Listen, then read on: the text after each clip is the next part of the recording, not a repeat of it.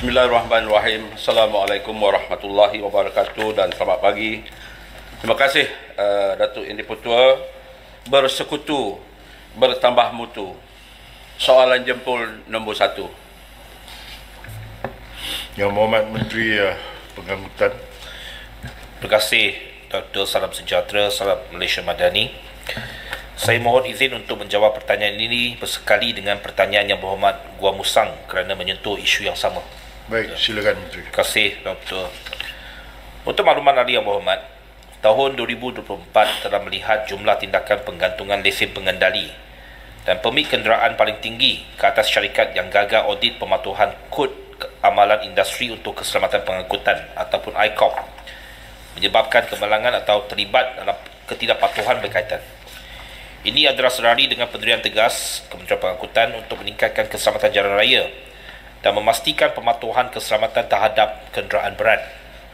Sejumlah 247 lesen pengendali telah digantung pada tahun 2024 berbanding 101 pada tahun 2023 dan 94 pada tahun 2022, manakala hanya 8 lesen pengendali digantung antara tahun 2019 sehingga tahun 2021.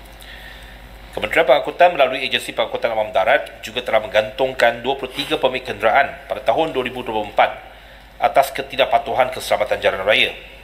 Tempoh penggantungan boleh sampai 90 hari untuk ketidakpatuhan yang serius.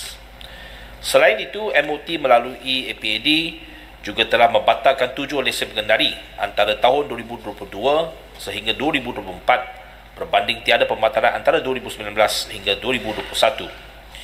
Apabila lesen pengendali sesebuah syarikat digantung atau dibatalkan, semua kenderaan yang berdaftar di bawah syarikat tersebut tidak boleh beroperasi.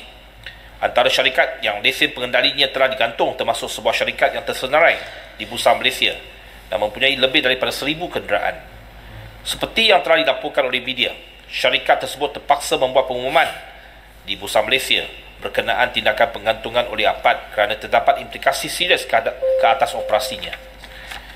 Ini adalah hasil daripada ketegasan MOT yang tidak teragak-agak untuk mengambil tindakan walaupun ke atas syarikat besar ketidakpatuhan yang boleh menjejaskan keselamatan orang ramai di jalan raya. MOT akan meneruskan tindakan tegas ini di samping menambah baik inisiatif-inisiatif keselamatan jalan raya yang lain, termasuk tindakan penguasaan ke atas kenderaan berat yang melebihi muatan, memperketatkan lagi prosedur pemeriksaan berkala dan menambah baik pematuhan ICOP di kalangan pemain industri. Sekian, terima kasih.